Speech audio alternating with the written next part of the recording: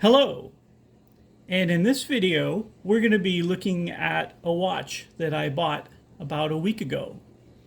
This is a watch that I really like and one that I've been wanting to buy for a very long time, but I haven't had the money. So I've had to save up for a while to get this watch. I'm not a wealthy person, which is unfortunate because I really like nice watches.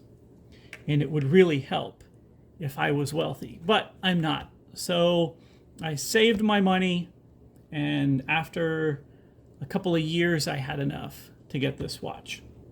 So let's take a look at it. If you read the title of the video, you already know what it is. It's an Omega, and as we open up, our presentation box is inside, and I think that Omega has one of the nicest presentation boxes out there. It's really nice. The light wood, I think, is very classy looking. And inside this presentation box, we have a Seamaster Planet Ocean 600 meter with the black dial. And here it is right here. Like I said, I've been wearing this watch for about a week, so I've already sized the bracelet. With this watch in the presentation case base lifts up, and on one side you get a little bag, little Omega bag, and I sized this bracelet already, so I took off 2 links. So I have the links in here. And then over on this side are the cards, which this little strappy thing should actually be under the cards. So with Omega, you get 3 cards. So all 3 of them are here. One of the cards allows you to access the exact testing results from your specific watch. So you can log on to the Omega website and put in the serial number of your watch, and it'll let you know the results of your watch. Each watch is individually tested for its master chronometer certification and METAS certification. So you can see how your watch did specifically. But let's take a look at this watch.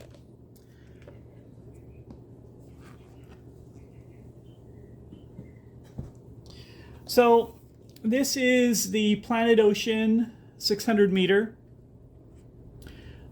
This particular one, I'm not going to go over all of the details as far as the specs, because I think that there are websites and channels that cover all of those a lot better than I do. But the main thing is that the main specifications for this is that this particular one has a case diameter of 43.5 millimeter. It's got a lug-to-lug of 21 millimeter. I'm sorry, it's got a lug-to-lug of 49 millimeters, and it's got a between the lug space, so for a bracelet sizing, it's 21 millimeters. And it's got a thickness of 16.1 millimeters. So 16.1 millimeters thick, and the diameter is 43.5. It's a steel bracelet with fold-over clasp It's got a very easy to use micro adjustment that will extend the bracelet. It doesn't have micro adjustments drilled into the side of the clasp. The micro adjustment is on the inside, where you just push a little button and you can adjust from there. For me, I have about a 6.5 inch wrist. I would say my wrist is between 6.5 and 6 3/4. So some people complain that this watch is a little on the big side. Let me draw a hand here. Oh, my hand is kind of creepy looking. It is Halloween, so we'll say that this is a Halloween hand here. That makes it just slightly less creepy looking. We'll put some blood here. So my wrist is about 6.5 inches.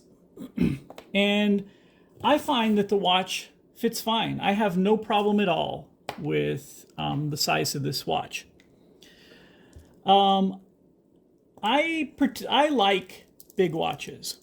This is a tool watch. It's not a dress watch. It's not meant to be worn. It's not designed to be worn. Let me rephrase that. It's not designed to be worn with a tuxedo or formally. Can it be worn that way? Yes, it can. In fact, next month, I have a function that I have to attend wearing a tuxedo, and I plan on wearing this watch. So it can be worn in a formal environment, but it's primarily a tool watch. It's a dive watch, and I like big dive watches, big tool watches, which is definitely what this is. Like I said, my wrist is about 6.5, maybe 6 3/4, kind of somewhere in there. And I don't find this watch to be too big at all. In fact, I like the size because my eyesight isn't the best.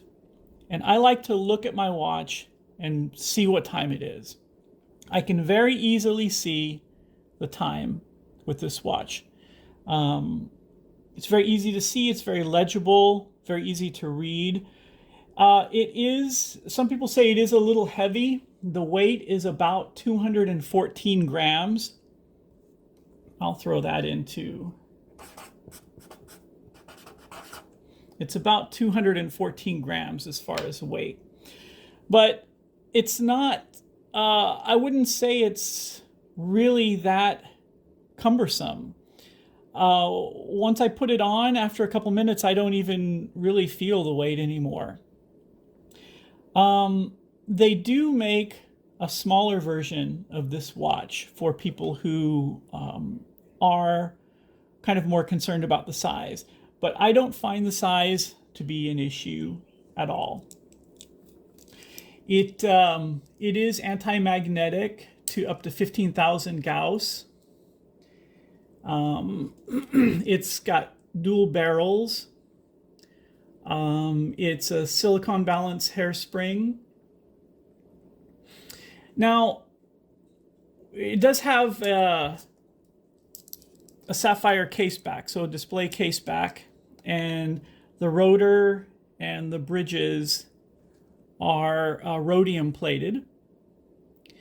And also the indices and hands are rhodium plated as well.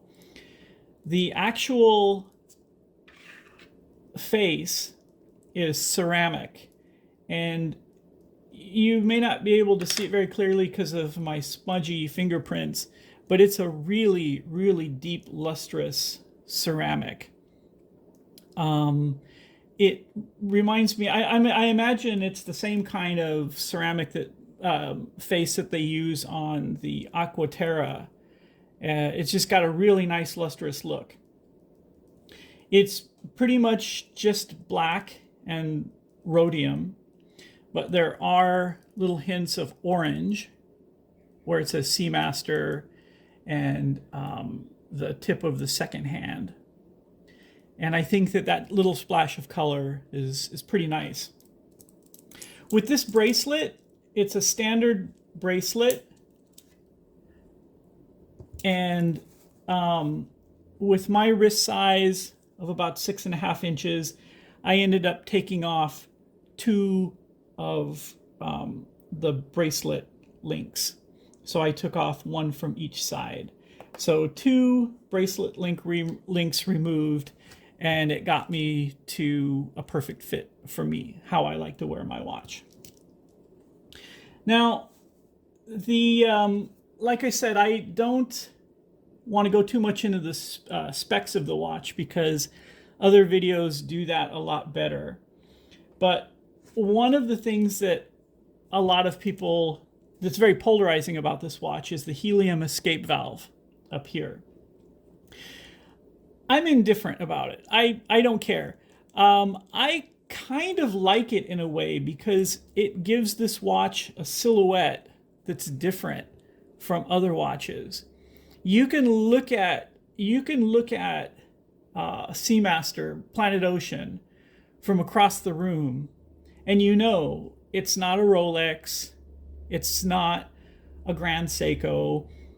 It just sets itself off having this little escape valve. Is it asymmetrical? Yeah, it kind of is, but it's not bothersome. It's not something that, well, obviously it wasn't a deal breaker for me. The one thing I will say about this is when you undo the escape valve, there's nothing to indicate that it's in the open position. So right now, the escape valve is in the open position.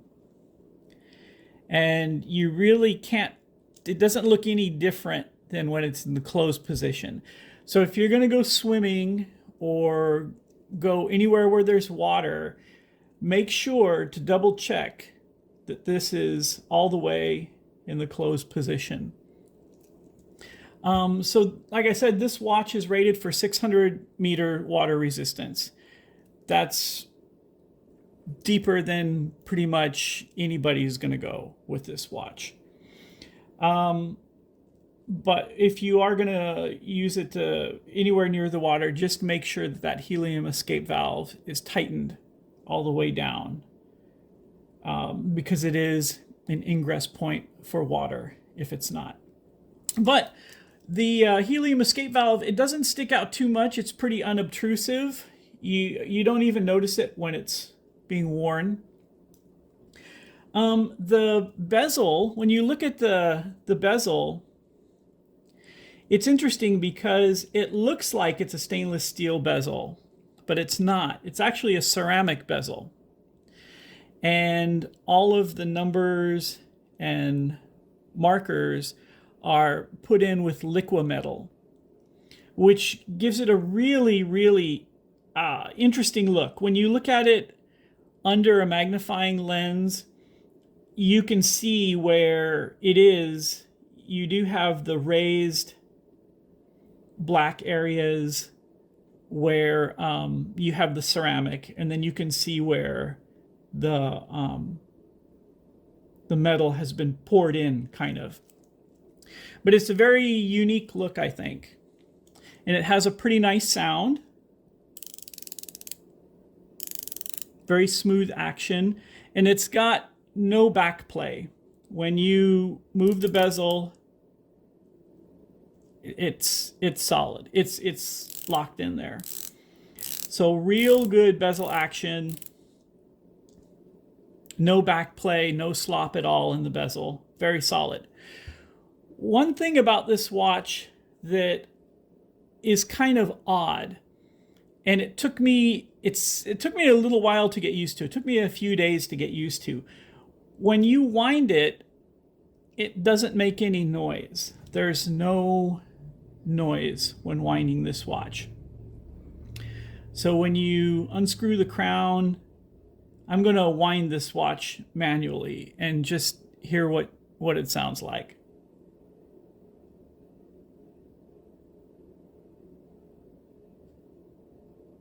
It doesn't make any sound at all, but you're still winding the watch. That's in the first position. So first position is wind. Then second position, it's got an interesting function.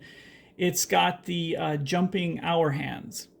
So we have daylight savings time coming up, fall backward. And so when it's time to set the watch, you can just jump the hour hand. And then when you extend it in the third position, you set the time. The jumping hour hand is useful if someone travels a lot, having to go between time zones. But like I said, it also makes it really easy to set as far as daylight savings time and that kind of thing. So is this watch too big, which is the most common complaint I hear about the watch? I personally don't think so. I think it's fine. Other people may feel differently, but I guess what I would say is try it and see for yourself. Go into an AD, an authorized dealer, and try it on and see what you think. I think you'll find that it wears smaller than it sounds.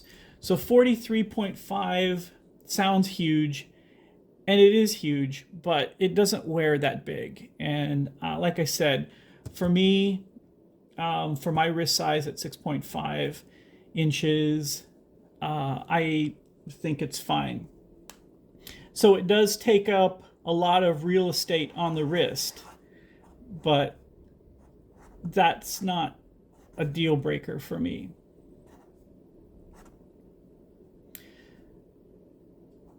So we'll put the little bezel and the little helium escape valve. All in all, I think this is one of the nicest watches, nicest dive watches. And like I said, I had to save up for 2 years. I saved for 2 years for this watch. I'm not a wealthy person. I don't have a lot of money to spend on watches. Most of my watches are kind of in the $1,000, $1,500 price range. This one, if you go online, you'll see it's much more than that. And apparently they just had a price increase. Omega had a price increase last year, as did all the other brands. So, I walked into the Omega dealership. Yeah, I walked into the Omega authorized dealer, AD, in my town, and they were very friendly. They were very, well, of course they're going to be friendly. You're there to buy something expensive. But I will say that I thought the buying experience was pretty painless. There's no wait lists. I walked in, knew what I wanted because I had done the research. They had the exact one I wanted. I bought it and I was in and out, and I would say about 15 minutes. So I'm not the type of person that's into watch flipping or buying things to resell. When I buy a watch, it's something that I intend to keep, that it's something that I don't plan on selling. So this watch is a watch that I like because I want to keep it. And I wouldn't have bought it if I wasn't 100% satisfied with the size or the feel or anything about it. the dealer said that it's got a 5-year warranty. It's got a 5-year warranty, but the dealer said that a usual service interval is between 8 to 10 years because of the quality of the movement. So the dealer recommended that as I get closer to the 5-year mark, I take the watch in for a service and then have it go another, 5 years after that. But I've always been a fan of Omega watches. I've always felt that they had really high quality and really good looks. And I'm very, very happy with this watch. The Planet Ocean 600 meter. Thank you.